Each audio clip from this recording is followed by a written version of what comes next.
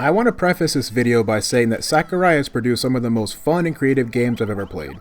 I love his design sensibilities and his channel, which detailed his approach to game development.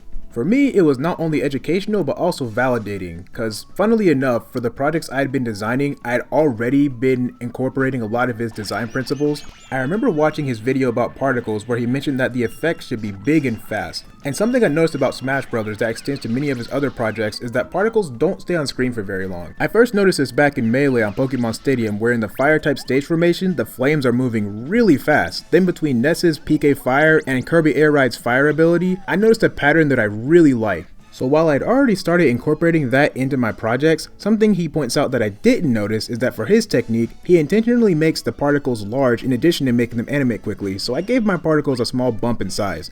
And that wasn't the only instance of that happening either, and it was validating to see that by me recognizing even small facets of his design, it means that we're in a similar headspace, and that's really built my confidence in my own design choices as a developer. Time and time again, he'd point out small details that I'd already incorporated, so I feel like if I do something he didn't directly address in one of his videos, I think he'd approve of some of my ideas. And speaking of the channel, who is praising him for putting literal PNGs in his projects? I love a bit of anti-realism in my games too, but what are you doing? All of that preamble just to make it clear that this isn't an attack on him. Rather, I think his opinion on the subject is indicative of the shift we're seeing in the AAA industry. And this video does pertain almost exclusively to AAA companies, not so much to indies and smaller studios. With that all being said, let's dive in. Games are cheap. Games are underpriced.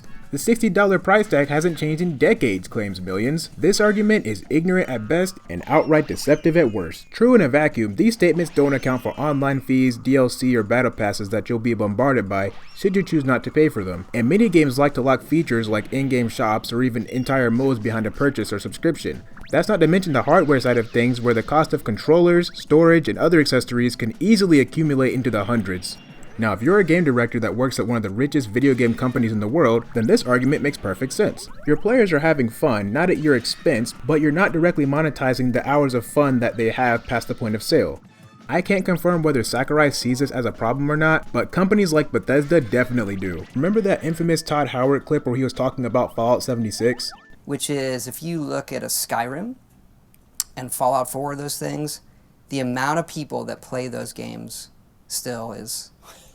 I mean, you can look it up on this. It's staggering. Yeah. Millions and millions of people every month playing those games, and we have no touch point with them. Right. Right? It's just like, we ship the game, we do some mod stuff, but here you go.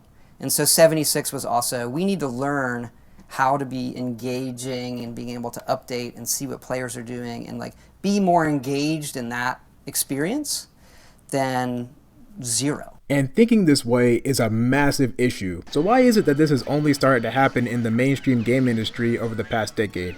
Well, you see, back before the internet was mainstream, and especially before every console was connected to the internet, the only engagement metrics companies had about their games were sales numbers and the news outlets or magazines covering their titles. But as more and more consoles got online support, companies got more and more insight as to just how much time players were spending on their products. This explains why Microsoft was the first to introduce paid online services for their consoles. Their mindset was that if you're going to get that much enjoyment out of our game, then we need more than just $60. Microsoft wants to make it so that if you're enjoying their product, it should cost you. And from the looks of it, people are willing to pay. But between Xbox Live and now, mobile developers indulged in some of the most shameless monetization practices possible, paving the way for console games to follow suit. They also popularized the concept of free-to-play games that bombard you with ads and microtransactions just to play the game.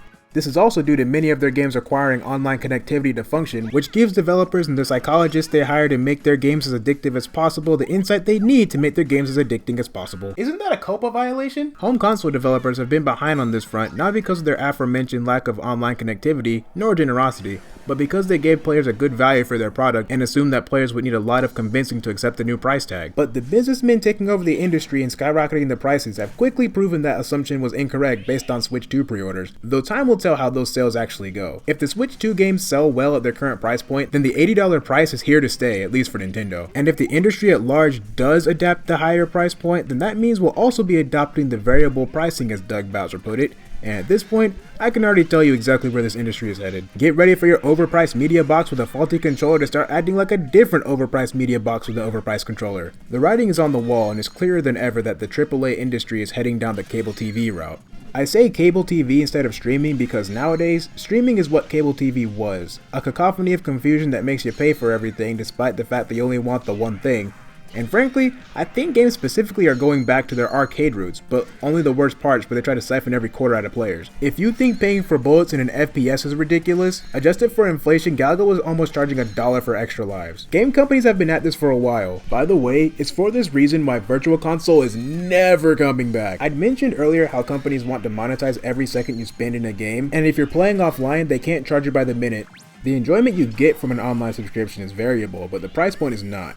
And if you pay the fee, then you're obligated to use a service or you'd be wasting your money. But by using the service, they plaster even more in-game purchases or ads in front of you, which is exactly like cable or streaming services that still serve ads even though you pay for it. Why else do you think so many people are talking about pirating games nowadays? The conversation is getting just as commonplace as pirating sports or film, but that's because it's getting just as bad, if not worse. Getting back to Sakurai's video, the second point that stood out was a section where he pointed out various different types of entertainment such as movies and vacations, which offer a limited amount of fun for a much higher price. He justifies this argument because he considers video games to be in that category due to how much enjoyment you can get from them. And I have to say that I disagree with most of the examples Sakurai used here. Video games obviously don't provide the amenities of these occasions like a bed, AC, water, heat, food, seating, toilets, and rarely offer live performances, so they have no business being grouped with the rest of these. The work has already been done. Sakurai isn't inside your TV puppeteering your characters around to make things work. The lack of control you're feeling is likely a combination of drift, lag, or the buffer system. Now for those of you who believe that these companies are entitled to the amount of money they're charging, here's some food for thought. If you work a job, you get paid according to how long you work, right? So if a company works on a game for 5 years, why are they entitled to profit for decades? By video game publisher logic, since you work hard at your current job, you should be allowed to clock in and never clock out even if you leave for the day because the company is still reaping the benefits of your labor. And surely the company paying you would vehemently disagree. The closest thing to the experiences listed here would be a live service game, but again, the service provided is only audio visual. The point I'm trying to make is that if I'm paying $80 for a Kirby game, then I should be able to taste Kirby. Okay, but seriously, the point is that developers spend a finite amount of time on a game. So once they stop working, the profit stops rolling in, and they don't like that. In reality, video games are more in line with, well, games. Tabletop games like cards, board games, and sports, which also provide hours upon hours of enjoyment for a fairly low entry fee. So if we're going by the logic of price fluctuating based on the hours spent playing, then playing cards and sports balls would get a massive price hike because they offer hours upon hours of fun past the point of sale, which is both absurd and also the plot of a YA fiction novel. But that's a side effect of modern day where everything is way overpriced, and many have fallen into this trap of mistaking something having good value for being cheap. Now, being a small game developer who both buys and sells products in this industry, where do I stand in this whole debate? Well, I saw a comment that mentioned that if you divide the price of games by the hours played, then it amounts to cents per hour. And I think that mindset further exemplifies a greater problem that we're facing beyond the attempt to monetize every instance of enjoyment, and it's that far too many people consider games, specifically Nintendo games, to be perfect and or beyond criticism, and that hours spent in a game are viewed as empirical evidence that you enjoyed the game, despite that so often not being the case. I, for one, do not see games as being perfect, and these companies are arrogant beyond belief. First of all, there's a lot of care and attention that goes into games, don't get me wrong, but you can only experience a game for the first time once.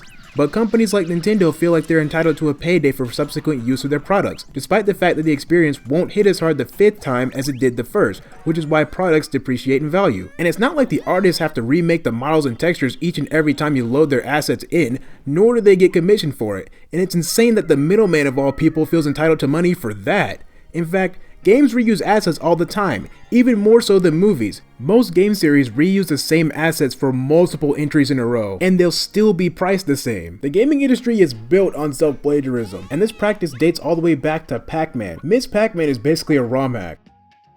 I will now arbitrarily talk about Breath of the Wild and Tears of the Kingdom. While it's true that Breath of the Wild's overworld is larger than Ocarina of Time's and there are more mechanics, Breath of the Wild still compromised on enemy variety and dungeons to create the world, which aside from rain and weapon durability was one of the biggest criticisms leveled against the game. And aside from the map geometry, which is fairly low poly by the way, there's reused assets everywhere. Tears of the Kingdom not only reuses the entirety of Breath of the Wild's map, most of its assets, and addresses none of the aforementioned problems, but in an attempt to really trigger the player's nostalgia, they exacerbated the weapon durability issue from Breath of the Wild for the new fans and reintroduced menu navigation problems. The most infamous problem from Ocarina of Time that was remedied not in 2011 but in 2002 with Wind Waker came back in full force as a game-wide issue for the sequel to Breath of the Wild. This ties into my second point that we as players downplay a lot of the nonsense that we have to deal with in games.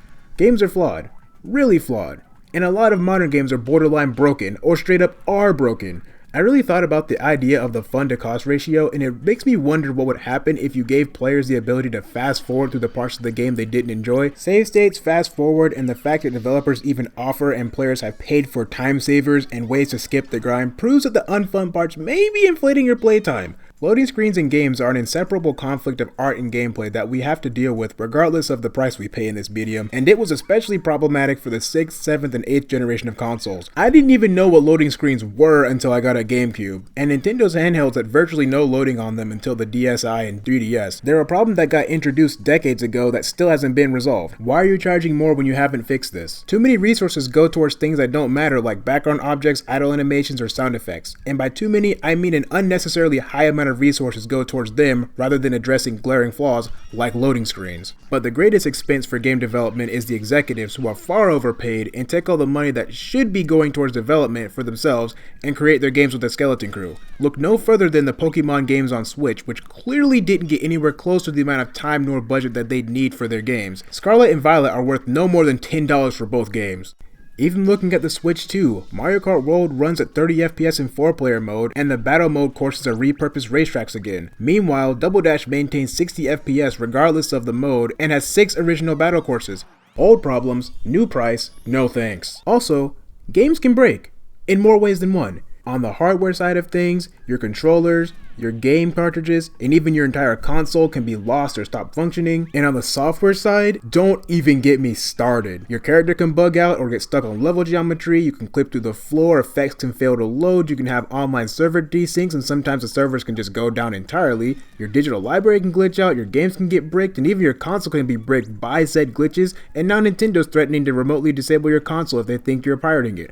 And also, you've been opted into a forced arbitration agreement that revokes your right to sue them should they, I don't know, brick your system for no reason. If I'm watching a movie, I don't have to worry about getting trolled, griefed, or timed out by people, AFK players, sabotage, or excessively long matchmaking times. Also, unlike games, I don't have to worry about a movie I purchased suddenly glitching out and breaking, not saving my progress, forcing me to use motion controls, or backtracking just so I can get to the section I enjoy. That's what the fast forward button is for. Don't you hate it when you're watching a movie and the actors are AFK? Now, can I play a game with all the aforementioned issues? Absolutely. Can I still enjoy a game with all these issues? I often do more than polish ones, but these are still problems that once removed would only serve to improve the gameplay experience. But when it comes to Nintendo's games, there's no difference between a nitpick and a flaw. Performance problems? Nitpick. Obnoxious menu navigation? Nitpick. Reused assets? Nitpick. Unappealing visuals? Nitpick. Server lag? Nitpick. At what point do these nitpicks become flaws? Because all of the above have a consistent negative impact on my gameplay experience.